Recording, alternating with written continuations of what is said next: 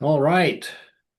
Most excellent. So we are on page 724, starting a new chapter called With the Devotees in Calcutta, chapter 38. It's March 11th, 1885.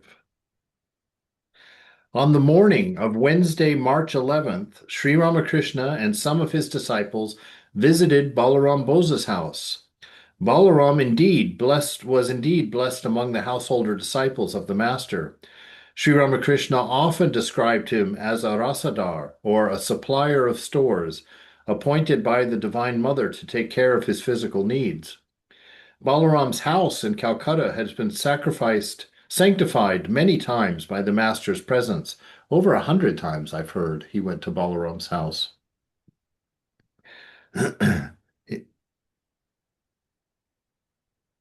There he frequently lost himself in samadhi, in dancing, singing, or talking about God.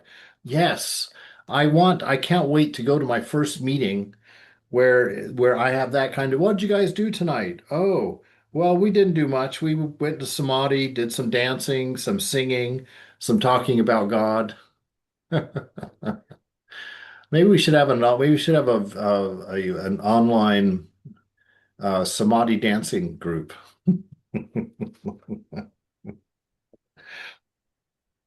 Those of the Master's disciples and devotees who could not go to Dakshineshwar visited him there and received his instruction. He often asked Balaram to invite young disciples such as Rakal or Bhavanat and Narendra to his house, saying, "These are pure souls. They are veritable manifestations of God. To feed them is to feed God Himself. They are born with special divine attributes. By serving them, you will be serving God." And so it happened that whenever the Master was at Balaram's house, the devotees would gather there. It was the Master's chief vineyard in Calcutta. It was here that the devotees came to know each other intimately. Right, it's a wonderful thing how to open this house like that. I've been there many times. It's a beautiful home in downtown Calcutta. It's got two nice courtyards in the middle, so it's a very peaceful place to live. And yeah, actually, part of the sannyas ceremony happens there. It was quite a beautiful time. M taught in a school in the neighborhood. He often brought his young students to visit the master at Balaram's house. On this day, having learned of Sri Ramakrishna's arrival, M went there at noon during the recess hour of school. He found the master resting in the drawing room after his midday meal. Several young boys were in the room. M prostrated himself before the master and sat by his side. Master tenderly, "How could you come now? Have you no school or work?" M. I have come directly from school. Just now I have no important work to do. A devotee. No, sir, he's playing truant today. Everyone laughs. M said to himself, "Alas, it is indeed as if some invisible power has drawn me here." The master, looking a little thoughtful, asked M to come nearer. He said, "Please wring out my wet towel and put my coat in the sun." Then he continued, "My legs and feet ache. Can you please rub them gently?" M felt very happy to be given the privilege of rendering these services to the master. Sri Ramakrishna said to M, "Can you tell me why I have been feeling like this the last few days? It is impossible for me to touch any metal. When I touched a metal cup, I felt as if I had been stung by a horned fish. There was an excruciating pain all over my arm. But I must use a brass water jar, and so I tried to carry it after covering it with my towel. But the moment I touched the jar, I had the same acute pain in my arm. It was an unbearable pain. At last I prayed to the Divine Mother, 'O Mother, shall I never do it again? Please forgive me this time.' The younger Naren often visits me. Do you think his people at home will object? He is very pure and doesn't know what carnal pleasure is. M. He is a large receptacle. Master. That is true. Further, he says he remembers spiritual things after hearing them only once. He told me I used to weep in my boyhood because I couldn't see God. The master and M were thus talking about the young devotees when someone reminded M of his school. Master, what time is it now? A devotee, oh, it's 10 minutes to 1. The master to M, oh, you'd better go now. It's getting late for you. You have left your duties. To Latu, where is Rakal? Latu, oh, he's gone home. Master, what? Has he gone away without seeing me? After school hours, M returned to Balaram's house and found the master sitting in the drawing room, surrounded by his devotees and disciples. Among them were Girish, Suresh, Balaram, Latu, and Chunilal. The master's face was beaming with a sweet smile, which was reflected in the happy faces of those in the room. M was asked to take a seat by the master's side. Master to Girish, you'd better argue this point with Narendra and see what he has to say. Girish, Narendra says that God is infinite. We cannot even so much as say that the things or persons we perceive are parts of God. How can infinity have parts? It cannot. Master, however great and infinite God may be, his essence can and does manifest itself through man by his mere will. God's incarnation as a man cannot be explained by analogy. One must feel it for oneself and realize it by direct perception. An analogy can give us only a little glimpse. By touching the horns, legs, or tail of a cow, we in fact touch the cow herself. But for us, the essential thing about a cow is her milk, which comes through the udder. The divine incarnation is like the udder. God incarnates himself as man from time to time in order to teach people devotion and divine love. Girish. Narendra says, is it ever possible to know all of God? He is infinite. The master to Girish. Who can comprehend everything about God? It is not given to man to know any aspect of God, great or small. And what need is there to know everything about God? It is enough if we only realize him, and we see God himself if we but see his incarnation. Suppose a person goes to the Ganges and touches its water. He will then say, yes, I have seen and touched the Ganges. To say this, it is not necessary for him to touch the whole length of the river from Hardwar to Gangasagar. Laughter. If I touch your feet, surely that is the same as touching you. Laughter. If a person goes to the ocean and touches but a little of its water, he has surely touched the ocean itself. Fire, as an element, exists in all things, but in wood it is present to a greater degree. Girish smiling. I'm looking for fire. Naturally, I want to go to a place where I can get it. Master smiling. Yes, fire as an element is present more in wood than in any other object. If you seek God, then seek him in man. He manifests himself more in man than in any other thing. If you see a man endowed with ecstatic love, overflowing with prema, mad after God, intoxicated with his love, then know for certain that God has incarnated himself through that man. To M, there is no doubt that God exists in all things, but the manifestations of his power are different in different beings. The greatest manifestation of his power is through an incarnation. Again, in some incarnations, there is a complete manifestation of God's power. It is the Shakti, the power of God, that is born as an incarnation. Girish. Narendra says that God is beyond our words and thought. Master. Well, that's not altogether true. He is no doubt unknowable by this ordinary mind, but he can indeed be known by the pure mind. The mind and intellect become pure the moment they are free from attachment to lust and greed. The pure mind and pure intellect are one and the same. God is known by the pure mind. Didn't the sages and seers of olden times see God? They realized the all-pervading consciousness by means of their inner consciousness. Right? So God is known by the pure mind. The pure mind. Oops, we got somebody in the waiting room.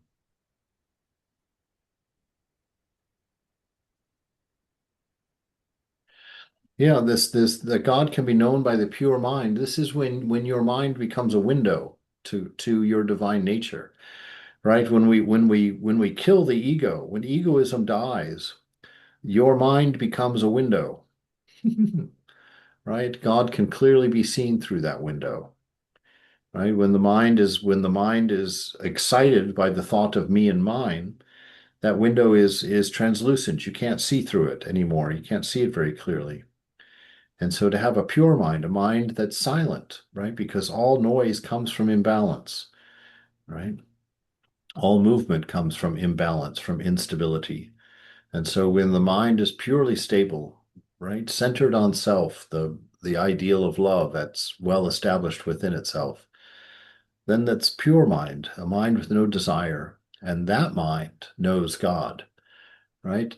It knows God because God is shining through it purely. And as God expresses himself, so he is expressed through pure mind. But if the mind is not pure, then when God expresses through that mind, it becomes a Swami C, or it becomes a Carla, or it becomes a Haima or a Sarah, right? It becomes something other. But when the mind is pure, any time that that person speaks, it is God alone that we're experiencing, that we're knowing. And this wonderful thing is I was just reading through here and just thinking about my conversations today about Sangha and togetherness. I just love how everybody knows each other here and just the friendship that is between everyone and the time that they came together and how friendships happened, right? Relationships happened, devotion happened. Just wonderful things came together in this group of people around Ramakrishna. And that just makes me think of Sangha and think of the opportunities that we have, right? Our practice and our growth happens in our one-on-one time with God, you know. That's where we learn our stuff. That's where we grow. When we go to our Sangha on Sundays, that Sangha isn't for another lecture, ideally. That Sangha is your time to go and practice what you've been learning in your spiritual practice. You go to the Sangha ready to love. You go to the Sangha ready to serve, ready to give cookies, rather ready to fill up teacups and coffee cups and walk around and make sure that you find out how everybody is to see if there's any opportunities for worship for you this week, to go and mow someone's yard or to go and nurture somebody who's sick or to make somebody a lasagna who can't cook right now. Right? So you go to the Sangha with that, with the idea of practicing what you've learned, practicing what you're becoming and what's unfolding within you. And so the Sangha is for that. It's for you to go and practice worshiping God in man, God in each other, to go and serve God in each other, so that we all get what we need, so that nobody walks away from a Sangha feeling lonely, feeling disconnected. It's our job to look for that person who is disconnected or lonely and to go and connect, right? Offer our worship to the beloved in that way. I think all of us have a dream of a perfect Sangha. How lovely that would be to have a group of pure lovers just to see each other every Sunday and just be happy to be around people who are happy to see you and people that you're happy to see, right? And the only thing that misses, it's like this group that I'm a part of on Fridays right now. It's a lot of folks that have come out of AA or ACA, some of these help groups. And I find, when I went to that AA meeting for the first time in Colorado, I walked away from there thinking, God, this place is more church than any church I've ever been in. I loved the honesty that was happening in that group. I loved the openness, the people willing to admit their faults, willing to deal, to be what they were, and to come to that group knowing that that group was there to help them and to strengthen them. And with that honesty, I think there's more power in an AA meeting these days than there is in any church I've ever been in. I say that quite honestly, that because you can't just, we should take this to heart as spiritual seekers. If we go to the temple or go to church and we're putting on a pretense or on air of being holy or being better than we are, of what good are you to others? All you're going to do is make a sangha where people can't be honest about the way they feel and the way they're thinking and what's hurting inside. If you go just to demonstrate and parade your perfection, your accomplishment, your wholeness as a person, right? What good is that? No, go and be what you are. Be open and openly admit your faults to each other, right? Openly admit your faults and be a strength to each other's faults. You know, don't gossip about each other's faults. My Lord, how cruel that is, right? No, so not to build sangha on that kind of thing, but to build sangha on the ideals, right? Honor each other, see God in each other, and do nice things for each other. That's worship. That's why we gather in sangha, is to worship. And so just some ideas, because this is the master is building a beautiful circle of friends, right? Yes, they turned into disciples. Yes, they became realized. Yes, all of that. But he built a grand circle of friends, right? People that he was honest with in front of the others, that he said things to in front of the others. Everybody knew each other's stuff, right? And they were all honest and hashed it all out, right? We see them make fun of each other. We see them tell jokes on each other. And we see the master gently nurturing all of them and missing them when they're not there, right? And saying, "Hey, I wanted to see you on Thursday. Where were you?" Right?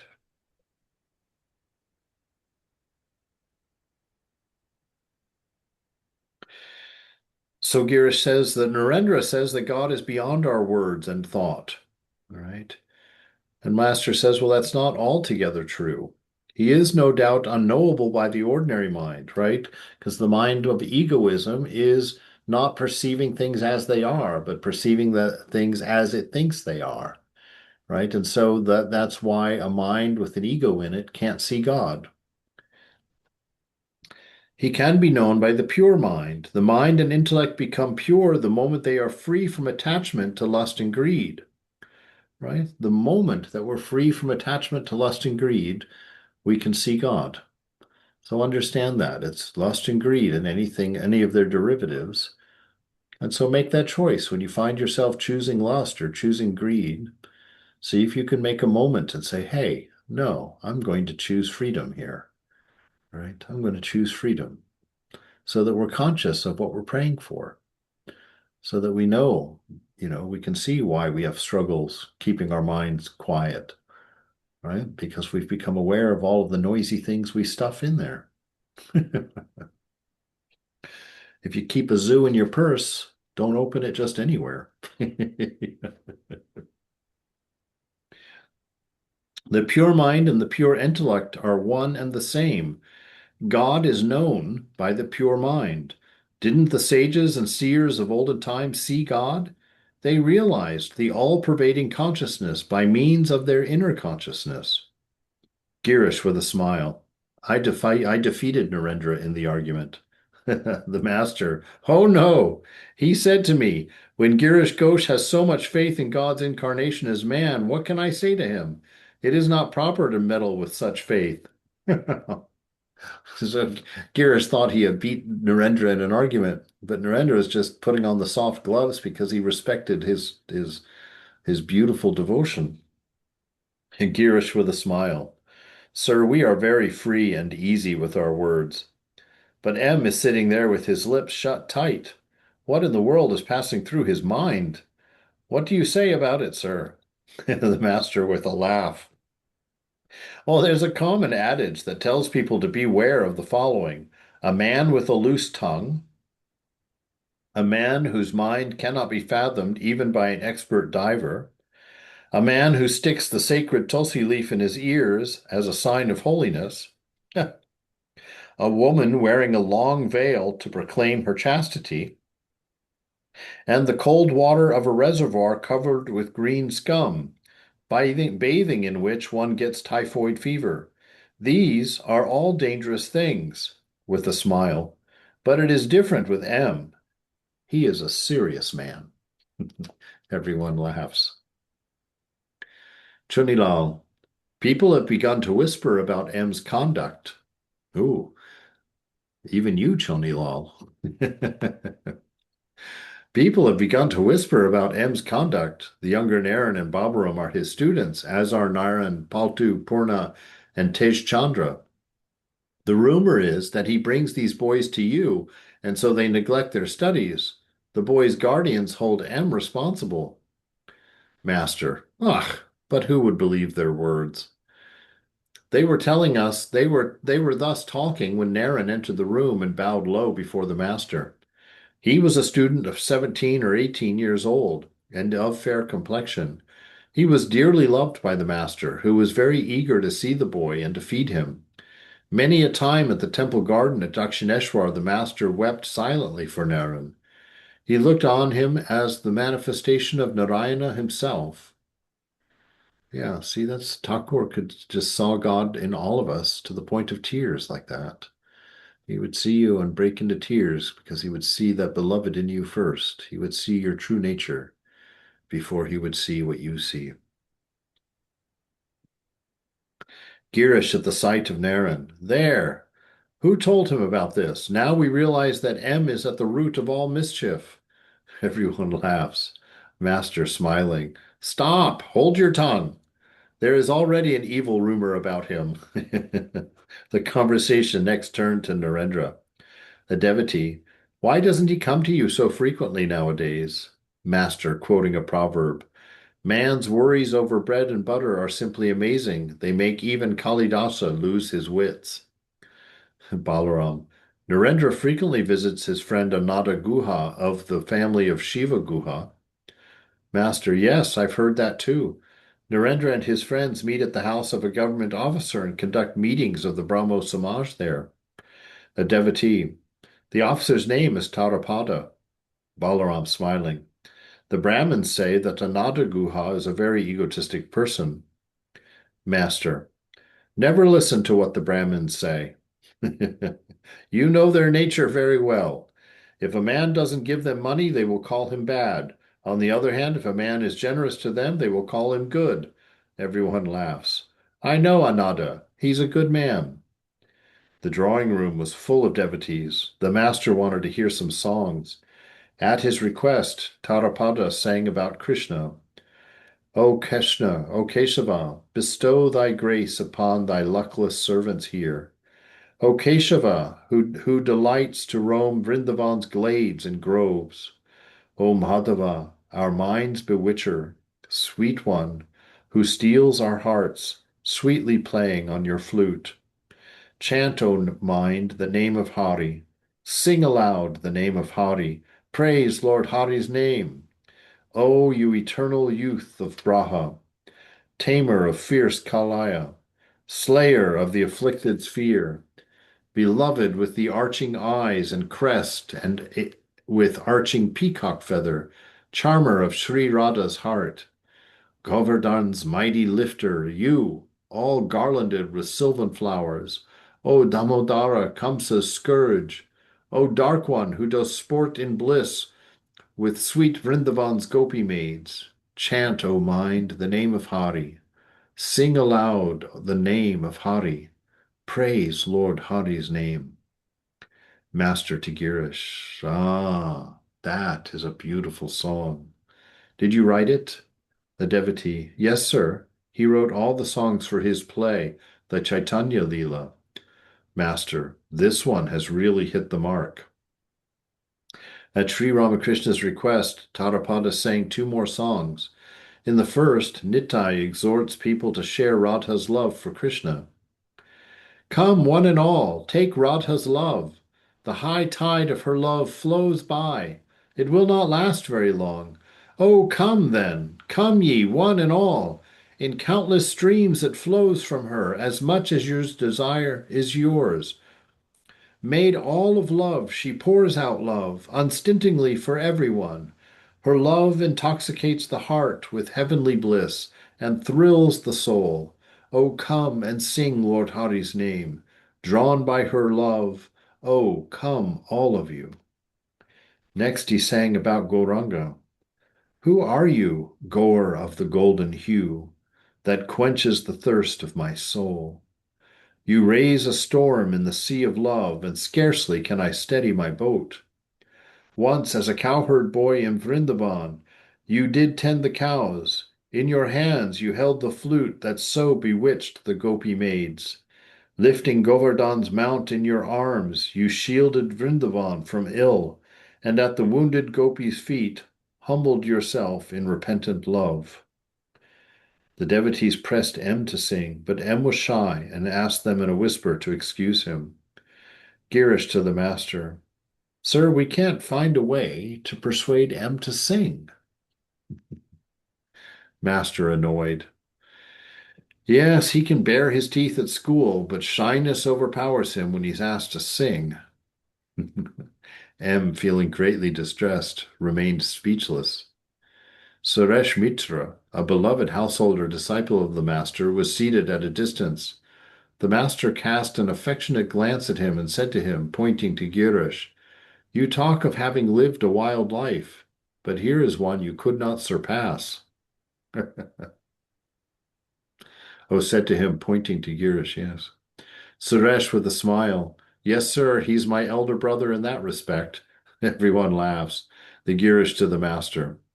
Well, sir, I didn't have any education during my boyhood, but still people say that I'm a learned man. Master, Mahimacharan has studied many scriptures, a big man. To M, isn't that so? M, yes, sir. Girish, what? Book learning? I've seen enough of that. It can't fool me anymore. Master with a smile. Do you know my attitude? Books, scriptures, and things like that only point out the way to reach God. After finding the way, what more is the need is there of the books and scriptures? Then comes the time for action. A man received a letter from home informing him that certain presents were to be sent to his relatives. The names of the articles were given in the letter.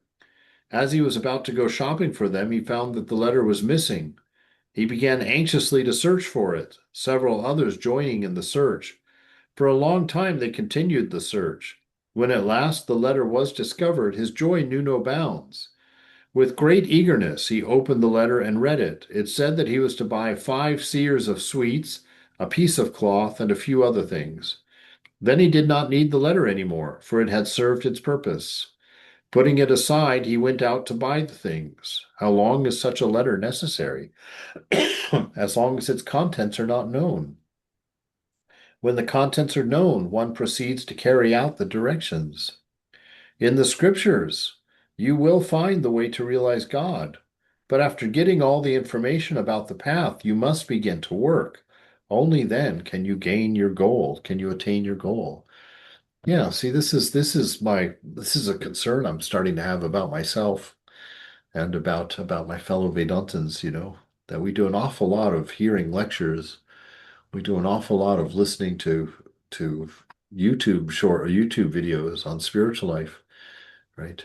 But we need to be it.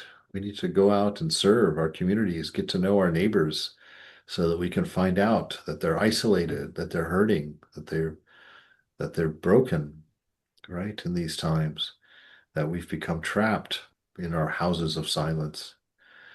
So now's the time. Mother wants her children out there listening, loving, reaching out, nurturing, worshiping left and right, seeing her everywhere. But Swamiji, I have a question. Yes, Rajani. So, you said that people are watching too many YouTubes and I not say I didn't um, I said we're watching a lot of. I didn't say we're watching too many. yeah, no. My point of view is people who are doing a good work outside also. Good. But that also sometimes doesn't help. Like they need to contemplate whatever they are doing. Um, I don't know how to say that because I feel that some people are doing a lot of work outside also and at the same time listening also, but I think inner things are not coming. I don't know why it is so. The Well, inner feeling of God. Well, it just might be that. I mean, we're doing a lot of reading and studying and academically acquiring God, but we're not incorporating our feelings, our heart, our bodies, our minds into that practice. We're not seeing that the study is the information. Our life is the Mm-hmm. manifestation. And Mm-hmm. so we need to make sure that we're manifesting these truths as well. Like I just liked where we just read, they're very honest with each other about where they're at and what's going on in their lives. They're very straightforward with it. Mm-hmm. And I think there's lots of room for that, for us to just be who we are and not to be worried that people think that we're more than what we are, right? Or that we're Mm-hmm. uh, in that way, that we're concerned about some of the wrong things. And so it's not that we're listening to too much stuff. It's just that I think there's a very important aspect to practice, which isn't reading and studying. It's living. It's expressing your religion at the grocery store and at the bus stop and at school or at work and manifesting someone who is loving.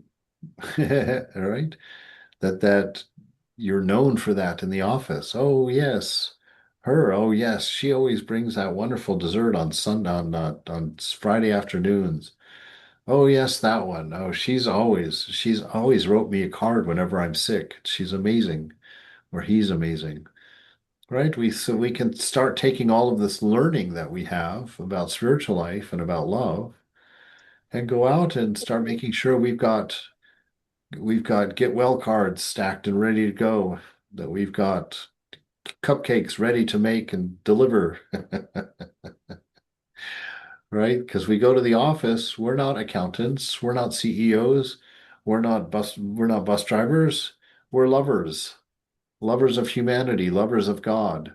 Incidentally, we drive buses. Incidentally, we're accountants. Incidentally, we're CEOs and doctors. But what we really are is lovers of God and man. Right? And so let's get busy being lovers of God in man, God in humanity, and spend at least as much time doing that as we do our studies, as we do our readings and our prayers, because our prayers will only be effective when they're lived. Our words, our teachings, our understandings will only become important when they manifest in the way that we live, right? And so it's not that we attempt to be different or we attempt to be better than anything else, but no, in our sincerity and our earnestness, that should be how we're described. Oh my God, that's such a loving person. He's always so concerned about me in my life and what's going on, right? So I just bring them up because I feel like I'm supposed to bring things up like that. As a sadhu, Thank you. really what I'm doing is putting it in front of my own face to say, hey, let's get going. Let's get going. Let's get this loving happening. Thank you, Annie. Yeah, absolutely. Also, Swami, without practicing meditation, like yesterday we read about Dhruva, Mm. realizing self, then we can help better to others. First, we have to Yes. realize our own self. Oh, well, no, that's not true. I mean, you can help, but this one is really manifest in you. Meditation will manifest Yes, yes, yes, divinity, definitely. divinity within us. Right. Absolutely true. Absolutely true. I'm not saying that we need to get rid of either side. We can I'm still saying, continue to help. Yes. yes, yes. I think and even make that, even put a little bit of emphasis on that side, Mhm. you know, put a little bit of emphasis there so that the centers we go to are known for being loving centers, are known for compassion, are known for friendliness, are known for kindness, right? Not known for gossip, not known for whatever else things. We're known for being lovers, that all of our work is toward that. toward that ideal. And yes, we'll realize God, and then our service can be perfect.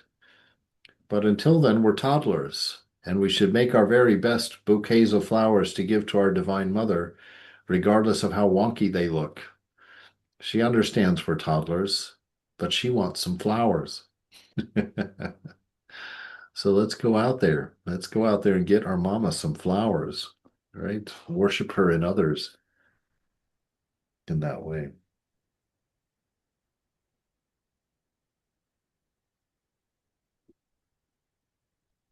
I like here it says the master, the Suresh Mitra, a beloved household or disciple of the master, was seated at a distance. The master cast an affectionate glance at him, right? I love that. Canceling, casting affectionate glances is a great practice. Right. Right. Just casting benevolent glances, just smiling at someone in just a sweet way. Right.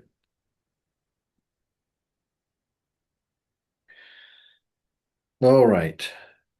What will it avail a man to have mere scholarship? A pundit may have studied many scriptures, he may recite many sacred texts, but if he's still attached to the world, or if inwardly he loves lust and greed, then he has not assimilated the contents of the scriptures. For such a man, the study of scripture is futile. The almanac forecasts the rainfall for a year. You may squeeze the book, but you won't get a drop of water. No, not even a single drop. Everybody laughs. Girish smiling. What do you say, sir, about squeezing the almanac? Won't a single drop of water come out of it? All laugh. The master with a smile. Oh, the pundits, they talk big. But where is their mind fixed? On woman and gold, on lust and greed, on creature comforts and money. The vulture soars very high in the sky, but its eyes are always fixed on the charnel pit. It's continually looking for charnel pits, carcasses, and dead bodies, right? And so this is to pay attention to what you're paying attention to in a day, right? Are you a fly who will land on a piece of manure and on a flower equally? Or are you a bee who's discerning, oh no, I only sip on flowers. Right? So we should pay attention to what we expose ourselves to in our days and uh, guard our sincerity, guard our singleness of mind. Don't get frayed around the edges. Always remember the presence. To Girish, Narendra is a boy of very high order. He excels in everything, vocal and instrumental music and studies. Again, he has control over his sense organs. He is truthful. He has discernment and dispassion. So many virtues in one person. To M, what do you say? Isn't he unusually good? Yes, sir, he is. Master, aside to M. He, meaning Girish, has great earnestness and faith. M looked at Girish and marveled at his tremendous faith. Girish had been coming to Sri Ramakrishna only a short time and had already recognized his spiritual power. To M, he seemed a familiar friend and kinsman, related to him by strong bond of spirituality. Girish was one of the gems in the necklace of the master's devotees. Narayan asked the master whether he would sing. Sri Ramakrishna sang of the Divine Mother. Yes, I love this being said about Girish. Girish was one of the gems in the necklace of the master's devotees. I love that because of what we know about Girish, a man given to alcoholism and bohemian life, right? And yet he's considered a gem in the necklace of the master's devotees. And so that's important to see that, right? You may think badly of yourself. You may be down on yourself for your apparent weaknesses and your obvious shortcomings. But perhaps you're not seeing yourself like Thakur does. Perhaps you're not seeing what a treasure you are to the gods. Perhaps you're not seeing how much love God has for you and has placed in you.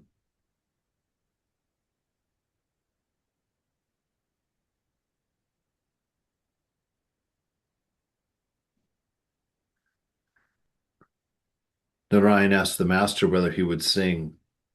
Sri Ramakrishna sang of the Divine Mother. Cherish my precious Mother Shyama tenderly within, O mind. May you and I alone behold her, letting no one else intrude. O mind, in solitude enjoy her, keeping the passions all outside. Take but the tongue that now and again it may cry out, O Mother, Mother. Suffer no breath of base desire to enter and approach us here, but bid true knowledge stand on guard, alert and watchful evermore. Then he sang as if it were one of the afflicted souls of the world. O Mother, blissful as you are, do not deprive your worthless child of bliss. My mind knows nothing but your lotus feet. The King of Death scowls at me terribly. Tell me, O Mother, what shall I say to him? Right? Beautiful songs. This cherish my precious Mother Shyama tenderly within, O mind. Right? So think tenderly of the Divine Mother within the heart. May you and I alone behold her, right? Just enjoy the quietness of your own space. Nothing else, no one else necessary. Letting no one else intrude, right? No other thoughts, no other conversation, no other topics. O mind, in solitude, enjoy her, right? So God is enjoyed in solitude. When you're alone, that's the time to enjoy the beloved. Keeping the passions all outside, right? Because the passions have nothing to do with you. They belong to mind and to body. So keep them outside with the mind and the body. You are the only innermost. Take but the tongue, and now and again, that it may cry out, O Mother, Mother, right? So the only point of your tongue is to call out to God. Suffer no breath of base desire, right? Take only the breath of life. Don't take in anything else from this world. Just the breath of life from your divine beloved. Suffer no breath of base desire to enter and approach us here, but bid true knowledge that you are divine, ever free, never pure, never born, and never to die. Take that true knowledge and stand on guard, alert and watchful evermore for anything that tries to tell you differently. Right? So you're very carefully guarding this secret that I am ever free, pure, infinite. I am pure love. I've never died. I will never be born. Alert and watchful evermore. O Mother, ever blissful as you are, do not deprive your worthless child of bliss. Right? So God is the bliss you seek. Sing that name and feel its presence, and bliss will be yours. My mind knows nothing but your lotus feet, right? That's a pure mind. It has no me and mine in it, it has only thee and thou. It has God in it. Right? The King of Death scowls at me terribly. Death is frightening from the perspective of a worldly mind because it believes in death, right? It believes in pain. The King of Death scowls at me terribly. Tell me, Mother, what shall I say to him? And again he sang about the bliss of the Divine Mother.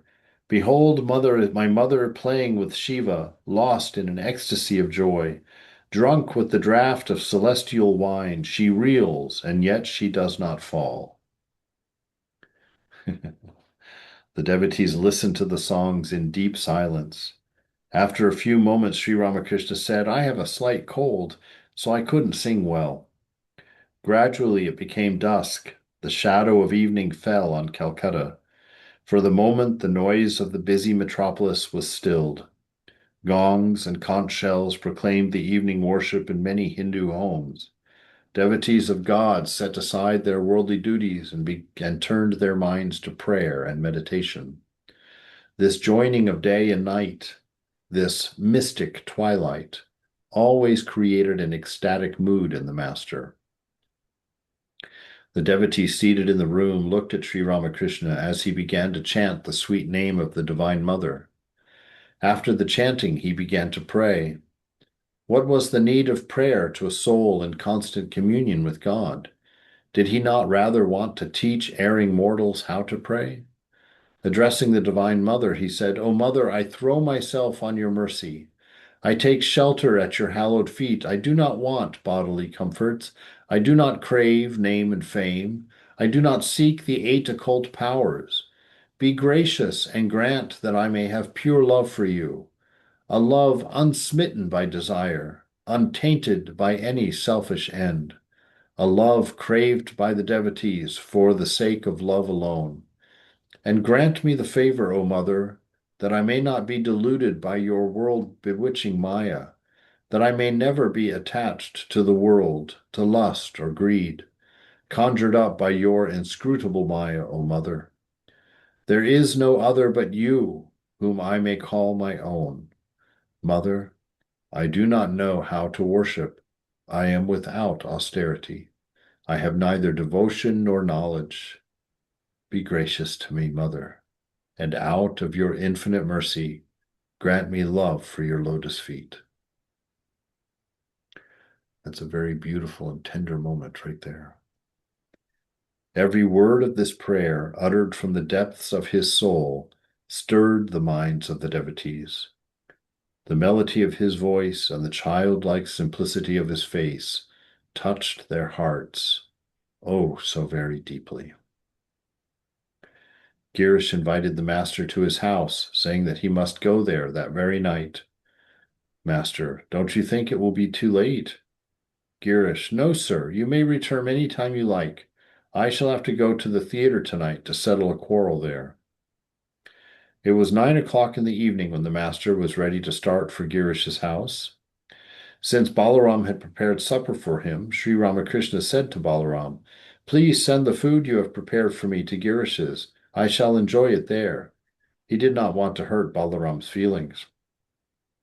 As the master was coming down from the second floor of Balaram's house, he became filled with divine ecstasy. He looked as if he were drunk. Narayan and M were by his side. A little behind came Ram, Chuni, and the other devotees.